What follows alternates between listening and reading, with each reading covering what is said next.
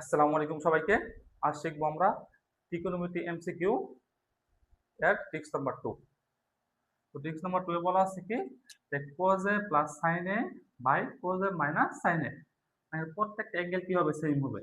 এক্ষেত্রে आंसर হবে tan 45 degree plus a।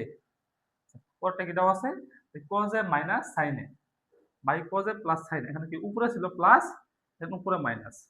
এক্ষেত্রে आंसर হবে tan 45 ডিগ্রি মাইনাস এ, অর্থাৎ উপরে যে চিহ্নটা হবে সেখানে সেম চিহ্ন, এখানে কি মাইনাস ছিল মাইনাস, প্লাস ছিল এখানে প্লাস।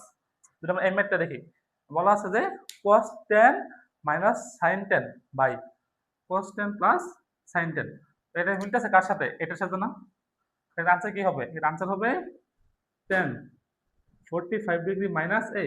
এ বলতে এখানে কত দেওয়া আছে, এ বলতে আছে 10, आंसर হবে tan 35 ডিগ্রি, অর্থাৎ आंसर হচ্ছে আমাদের সি নাম্বারটা। যদি এই ম্যাথটা খেয়াল করি, এখানে বলা আছে কি যে sin 75 degree plus sin 15 degree by sin 70 degree minus sin 15 degree.